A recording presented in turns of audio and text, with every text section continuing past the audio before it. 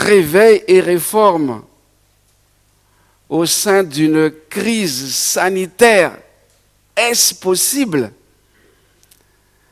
Restrictions, gestes barrières, vaccination et tout ce que les responsables du gouvernement jusqu'au sommet de l'État nous rappellent pour protéger des vies. Je vous rappelle au passage qu'il est de notre devoir de prier pour les autorités. Ils ont une lourde responsabilité. Ils ont la responsabilité de protéger du mieux qu'ils peuvent 65 millions de vies dans ce pays.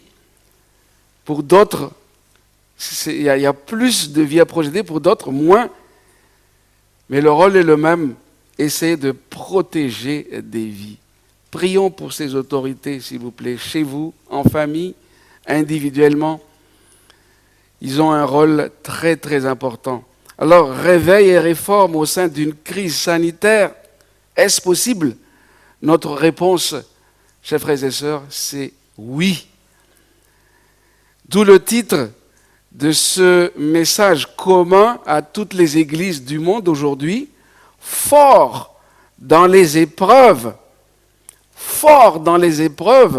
grâce à la prière d'une foi ferme.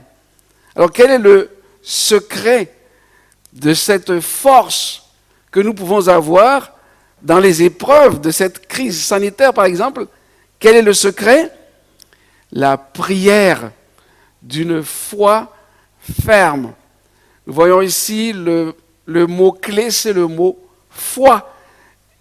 Et Lina a choisi plusieurs chants concernant justement la foi pour nous préparer à ce message de l'Église mondiale, fort dans les épreuves, grâce à la prière d'une foi ferme.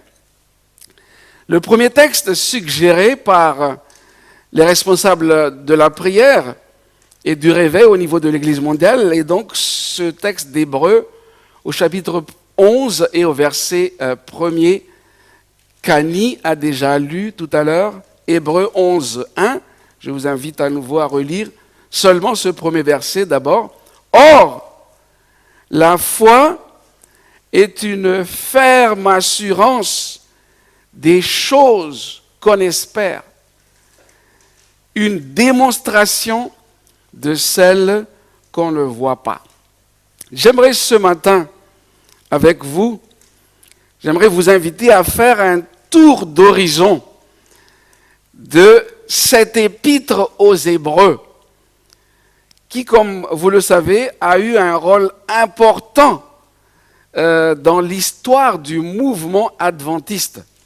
Vous savez que les pionniers, et plus tard, beaucoup de théologiens et de chercheurs adventistes se sont penchés sur l'épître aux Hébreux. Nous sommes les héritiers de ces pionniers qui ont étudié à fond l'épître aux Hébreux. Alors j'aimerais qu'on fasse ensemble ce matin un tour d'horizon de l'épître aux Hébreux. J'aimerais déjà vous dire qu'il y a 3 mots-clés dans cette épître aux Hébreux. D'abord, le Fils de Dieu, Jésus-Christ, dès le premier verset. Ensuite, souverain sacrificateur. C'est qui notre souverain sacrificateur? Est-ce que c'est Aaron? Non, c'est Christ, souverain sacrificateur d'une nouvelle alliance. Nous le verrons durant tout le trimestre. Et le 3e mot-clé, c'est le mot foi. Donc, quels sont les 3 mots-clés de l'Épître aux Hébreux? Le Fils de Dieu, ensuite, notre souverain sacrificateur, et après, notre foi. Alors, dans le chapitre 1er, il est question de ce Dieu qui est un Dieu qui a toujours parlé. Dieu n'est pas, comme certains le pensent, loin. et qu'il n'a rien à faire avec ce qui se passe, en particulier sur cette planète Terre et en général dans l'univers. Dieu a toujours parlé. C'est ce que nous dit Hébreux chapitre 1er. Et dans les derniers temps, il a parlé par le Fils, par Jésus. Jésus est la parole. Dieu parle dans les derniers temps par Jésus. Hébreux chapitre 2.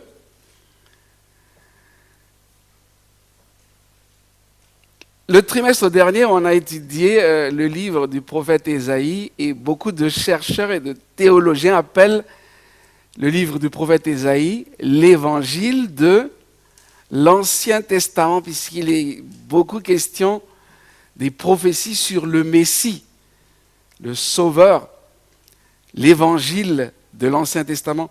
Moi, ce matin, j'aimerais appeler l'Épître aux Hébreux, et c'est souligné dans le chapitre 2 des Hébreux. L'Épître aux Hébreux, pour moi, c'est le 5e évangile. Il est question aussi de l'évangile de Jésus-Christ, la bonne nouvelle du salut par Jésus-Christ. Vous savez, le contexte était clair au 1er siècle. La grande majorité des Juifs ont refusé d'accepter le Christ comme qui ? Comme le Messie attendu par le peuple juif pendant des siècles. Le Fils est venu,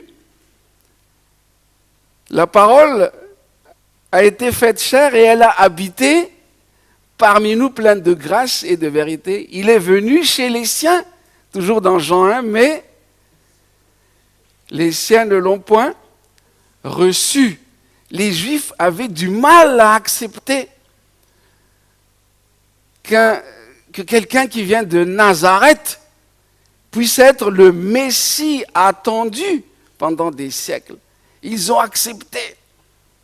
J'ai à l'esprit ces films de l'évangile de Luc ou de Matthieu où on voit le souverain sacrificateur qui regarde Jésus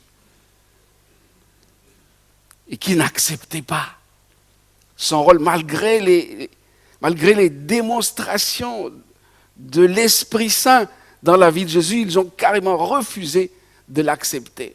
Nous n'avons d'autre roi que César. Ils ont dit à Pilate, nous n'avons d'autre roi que César, etc., etc. Mais l'Épître aux Hébreux, c'est l'évangile, le 5e évangile. Jésus-Christ, un souverain sacrificateur miséricordieux et fidèle dans le service de Dieu pour faire l'expiation des péchés du peuple. Ça, c'est Hébreux 2, Hébreux 3. C'est le message du Saint-Esprit qui nous dit dans Hébreux 3, 7, « Aujourd'hui, si vous entendez ma voix, si vous entendez sa voix, n'endurcissez pas vos cœurs. » C'est un message de réveil. Hébreux 3, c'est un message de réveil. Aujourd'hui, chers frères et sœurs de l'église de Rouen et vous tous qui êtes là, sur Zoom aussi, si vous entendez la voix du Seigneur qui vous appelle, n'endurcissez pas vos cœurs. Hébreux 4, il y a un verset clé dans Hébreux chapitre 4 et au verset 12. La parole de Dieu est comment ? Vivante et efficace, plus tranchante qu'une épée quelconque, à 2 tranchants. Le réveil spirituel passe par une étude continue et fidèle de cette parole de Dieu qui est vivante et efficace pour transformer nos cœurs, transformer nos vies. Hébreux 4, 12, la parole de Dieu qui est pour nous est vivante et efficace. Hébreux chapitre 5, où il est parlé de Jésus, il a appris, bien qu'il fût fils, l'obéissance par les choses qu'il a souffertes et qui, après avoir été élevé à la perfection, est devenu pour tous ceux qui lui obéissent l'auteur d'un salut éternel. Le salut que Jésus nous offre et qu'il l'a accompli par sa mort et sa résurrection, et pour tous ceux qui lui obéissent, un salut éternel. On ne le dit pas souvent, hein. Un salut éternel, ça veut dire quoi un salut éternel? Pour l'éternité, la vie éternelle, quelque chose qui est sûr, un salut éternel, parce que c'est un salut qui nous vient de Dieu, par son Fils qu'il a envoyé. Hébreux chapitre 6, verset 11 nous dit, « Nous désirons que chacun de vous montre le même zèle pour conserver jusqu'à la fin une pleine espérance. » L'Épître aux Hébreux, chers frères et sœurs, nous invite à montrer un zèle au service de notre Dieu. Même si la situation sanitaire apparemment ne le permet pas, toute chose concourt, nous dira Paul, pour le bien de ceux qui aiment Dieu. Le même zèle pour conserver jusqu'à la fin une pleine espérance. Le mot espérance est un mot qui revient souvent aussi dans l'Épître aux Hébreux. C'est quoi notre espérance? Le retour de notre Seigneur Jésus. C'est le point culminant du plan du salut. Nous allons le voir pendant tout le trimestre. L'alliance de Dieu, cette alliance éternelle, le retour de Jésus.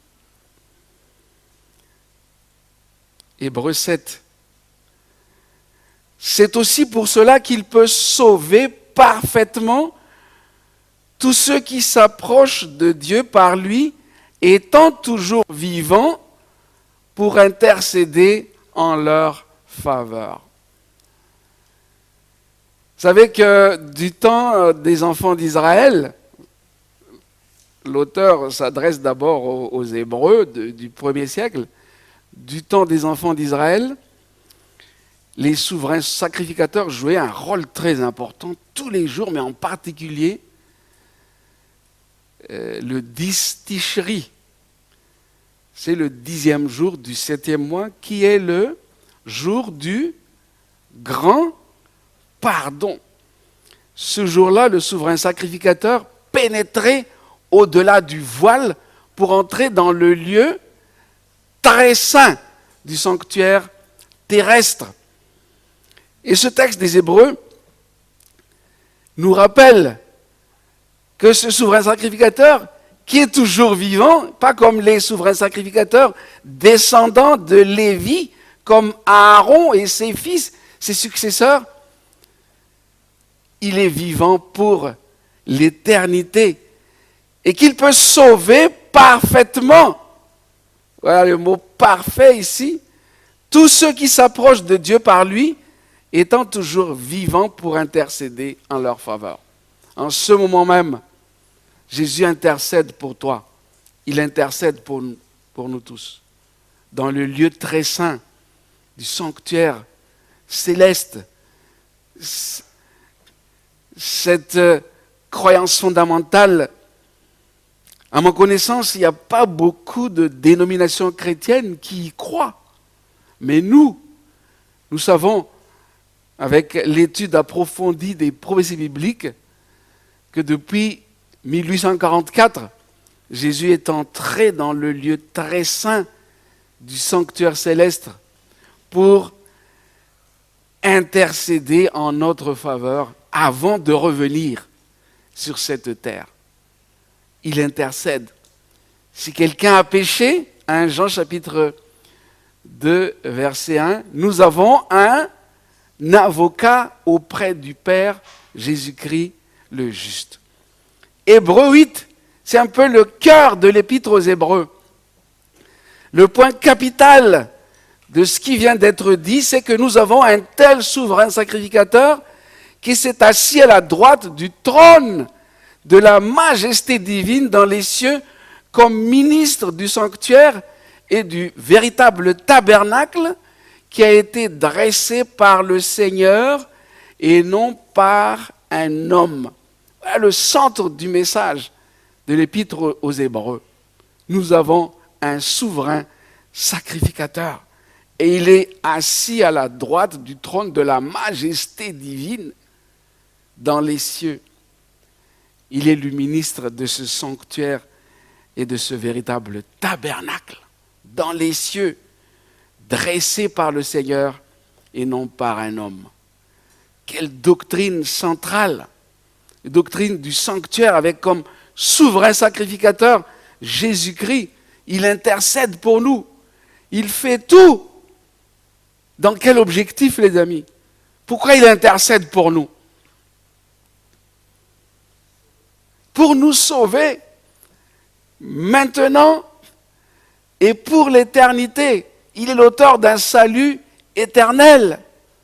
Il intercède, il intercède. Mais la question c'est, jusqu'à quand? Et l'Épître aux Hébreux, par le Saint-Esprit, nous rappelle, aujourd'hui, si vous entendez ma voix, n'endurcissez pas vos cœurs. Hébreux 9, au verset 28 d'Hébreux 9, l'auteur de l'Épître aux Hébreux nous parle des deux venues du Christ. Dans un seul verset, il est question de la première venue et de la deuxième venue du Christ. Hébreux 9, 28, de même, Christ, qui s'est offert une seule fois pour porter les péchés de plusieurs, apparaîtra sans péché une seconde fois à ceux qui l'attendent pour leur salut. Vous pouvez chercher un autre texte dans la Bible. C'est le seul où il est question de la première et la deuxième venue. Ça a dû être étrange pour les Hébreux qui n'étaient pas encore convertis au christianisme, à la religion de Jésus-Christ. Les deux venues de Christ. Vous savez qu'il y a beaucoup de Juifs en ce moment qui attendent toujours la première venue de Jésus. Ils persistent et signent. Ils attendent la venue du Messie, la première. Et vous, qu'est-ce que vous attendez, chers frères et sœurs? La seconde, où il apparaîtra à ceux qui l'attendent pour leur salut, selon sa promesse. Il a dit, je reviendrai et je vous prendrai avec moi, Jean 14, afin que là où je suis, vous y soyez aussi. Hébreux 10, là on parle beaucoup de l'alliance. Hébreux 10, versets 16 et 17. Voici l'alliance que je ferai avec eux après ces jours, dit le Seigneur. Je mettrai mes lois dans leur cœur et je les écrirai dans leur esprit et je ne me souviendrai plus de leurs péchés ni de leurs iniquités. Ce texte est très important. Jésus veut faire une alliance avec nous aujourd'hui. Et qu'est-ce qu'il veut faire dans cette alliance? Qu'est-ce qu'il s'engage à faire dans cette alliance? Je mettrai mes lois dans leur cœur. Pour les Juifs, ils ont mis les lois sur les linteaux de leurs portes, sur leur front, au bord de leurs vêtements. Je pense qu'ils avaient des bonnes raisons de le faire. Hein. Ils étaient fidèles à cette loi, ils voulaient être fidèles comme peuple choisi. Mais la nouvelle alliance que nous trouvons dans l'Épître aux Hébreux, le Seigneur s'engage à mettre ses lois non pas à l'extérieur ou à côté ou dans la maison, mais d'abord et avant tout où? Dans leur cœur. Et il va même dire, je les écrirai dans leur esprit, donc non plus sur des tables de pierre comme au Sinaï, mais dans notre esprit, à l'intérieur de nos vies. Il veut que ces lois, reflets de sa volonté, soient vraiment intériorisées. C'est ça le réveil. Le réveil, c'est la loi de Dieu au fond de nos cœurs. et non pas quelque chose d'extérieur uniquement, mais au fond de nos cœurs. Voici aussi son alliance. Je ne me souviendrai plus de leurs péchés ni de leurs iniquités. J'aime beaucoup les 4 R. Où est-elle? Les 4 R de Claire Sétor tout à l'heure, c'était quoi? Les 4 R de repentance. Hein? Alors le premier c'est reconnaissance, deuxième, regret, troisième, restitution, repentance et restitution. Merci beaucoup.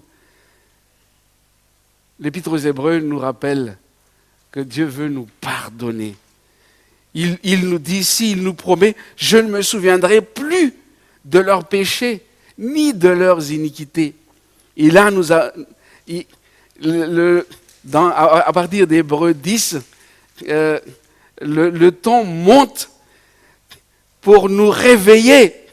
Le ton monte, on est toujours dans Hébreux 10, versets 23, 25 et 30. Retenons fermement, chers frères et sœurs, la profession de notre espérance, car celui qui fait la promesse est fidèle. N'abandonnons pas notre assemblée, comme la coutume de quelques-uns. N'abandonnons pas notre assemblée, mais exhortons-nous, comment? Réciproquement, et cela d'autant plus que, vous voyez, s'approcher le jour. Nous, c'est le verset 30, nous ne sommes pas de ceux qui se retirent, mais de ceux qui ont la foi pour sauver leur âme. La foi, chers frères et sœurs. Retenons fermement, n'abandonnons pas. Retenons cette foi jusqu'au bout. Et nous arrivons au chapitre 11 de l'Épître aux Hébreux déjà, ou bien enfin, c'est le chapitre fondamental sur la foi. On a lu tout à l'heure, Hébreux 11, c'est la foi, c'est une ferme assurance des choses qu'on espère, une démonstration de celles qu'on ne voit pas. Et on nous cite des exemples d'hommes et de femmes de foi. Dans les tout premiers versets, on cite d'abord Abel, ensuite Enoch, ensuite Noé, Abraham et Sarah. Parfois, quand on pense à Sarah, est-ce que c'était une femme de foi? Lorsque Abraham n'avait plus d'enfants, elle a cherché une solution. C'était une solution égyptienne, Agar. Après, lorsque, quelques années plus tard, 3 hommes sont venus pour annoncer justement la naissance de son propre fils, qu'est-ce qu'elle a fait sous sa tente? Elle a ri. Et lorsqu'on lui a dit, pourquoi elle rit? Elle a dit, je n'ai pas ri. Mais ici, Sarah fait partie.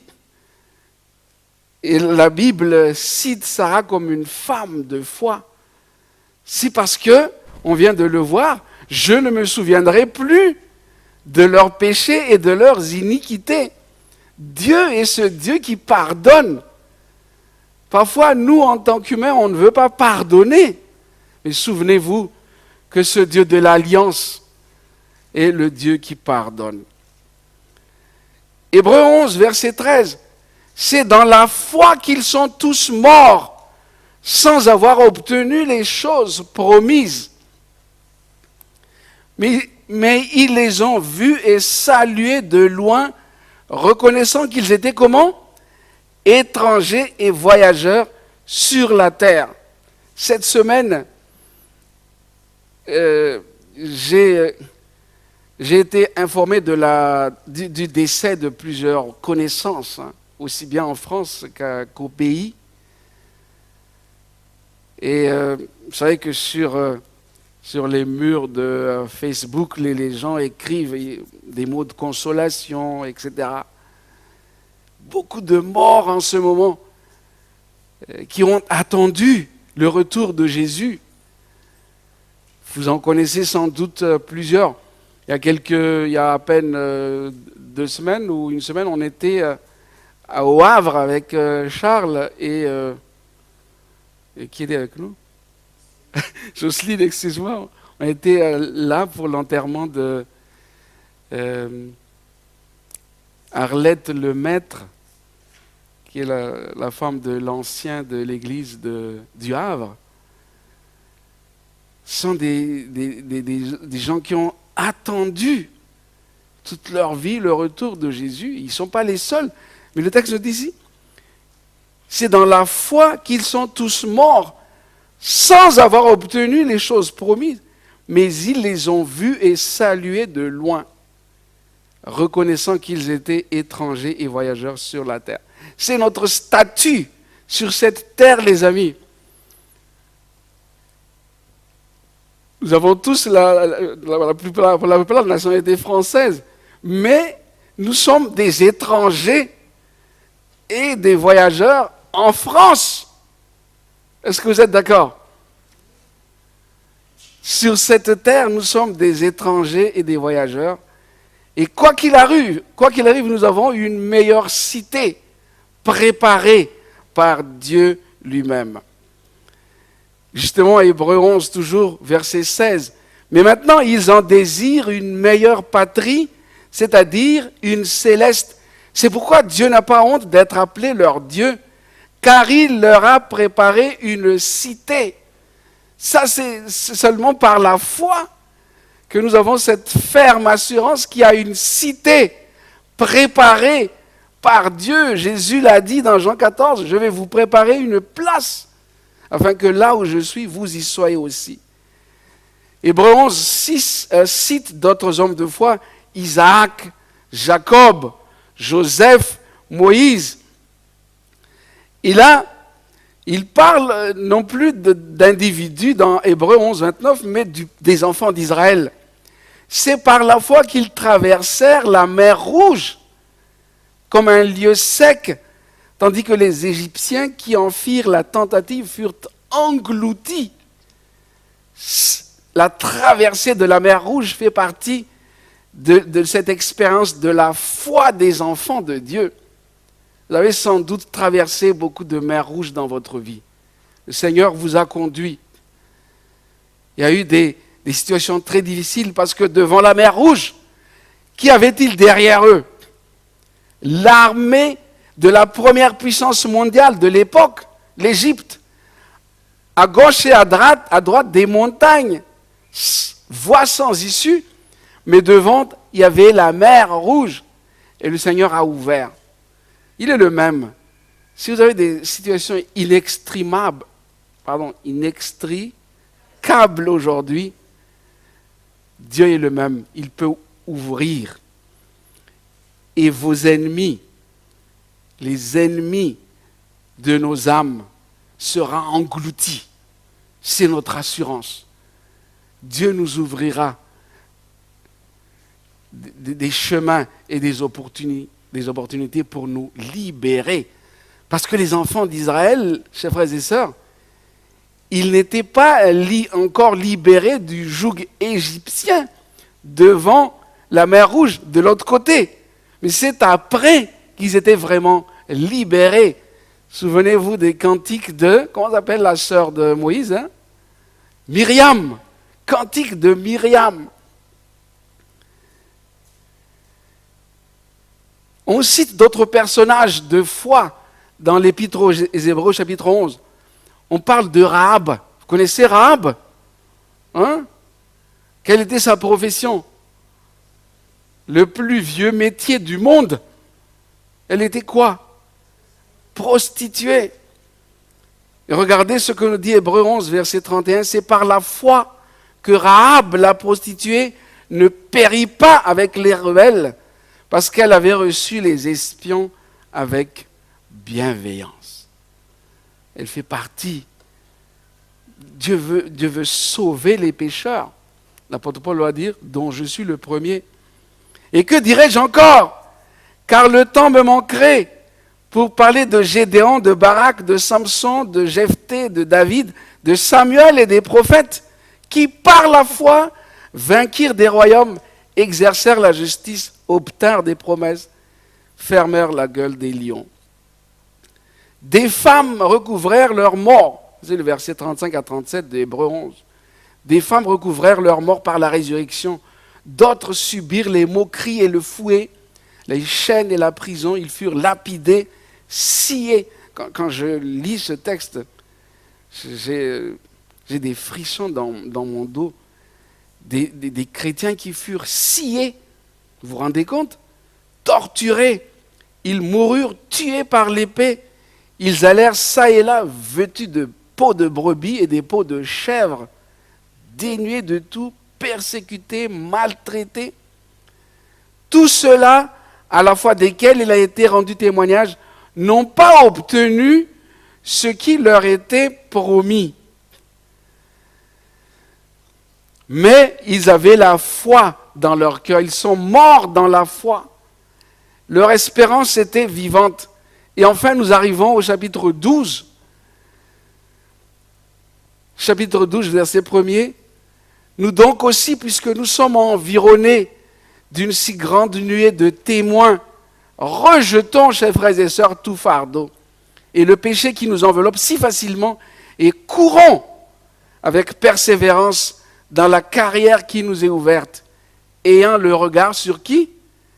Sur Jésus, le chef et le consommateur de notre foi, qui, en vue de la joie qui lui était réservée, a souffert la croix, méprisé l'ignominie, et s'est assis à la droite du trône de Dieu. Il y a un texte très important, toujours de Hébreux 12, verset 14. Recherchez la paix avec tous. Le réveil spirituel passe par là aussi. Recherchez la paix avec tous. Et la sanctification sans laquelle personne ne verra le Seigneur. Hébreux 12, 28 et 29. C'est pourquoi recevons un royaume inébranlable. Montrons notre reconnaissance en rendant à Dieu un culte qui lui soit agréable, avec piété et avec crainte, car notre Dieu est un feu dévorant. On n'aime pas trop entendre ça. Notre Dieu est un feu dévorant. Ça veut dire quoi? Qu'on ne se moque pas de Dieu. Galates 6, verset 7. Ce qu'on aura semé, on moissonnera. C'est quelque chose qui est écrit noir sur blanc dans la Bible. Aujourd'hui, si vous entendez sa voix, n'endurcissez pas son cœur. Et on peut dire ici, car notre Dieu est un feu dévorant. C'est-à-dire qu'il a une limite. C'est ça aussi le message du réveil. Il y a une limite à la patience divine. Et je termine avec Hébreux 13, qui est le dernier chapitre. Verset 1. Persévérez dans l'amour fraternel. Amen. Persévérons dans l'amour fraternel. Hébreux 13, 8. Jésus est le même hier, aujourd'hui et éternellement. Car nous n'avons point ici-bas de cité permanente, mais nous cherchons celle qui est à venir. C'est ça, c'est notre priorité. Si nous sommes, on va dire, absorbés par la cité présente sur cette terre et que nous laissons de côté la cité éternelle, celle qui est à venir, nous passons à côté. Le réveil, c'est mettre en ordre notre priorité. Je vais terminer par la bénédiction finale de l'Épître aux Hébreux. Vous savez, il y a une bénédiction finale dans l'Épître aux Hébreux. Que le Dieu de paix, qui a ramené d'entre les morts le grand pasteur des brebis, par le sang d'une alliance éternelle, notre Seigneur Jésus, vous rende capable de toute bonne œuvre pour l'accomplissement de sa volonté et fasse en vous ce qui lui est agréable par Jésus-Christ, auquel soit la gloire au siècle des siècles. Amen.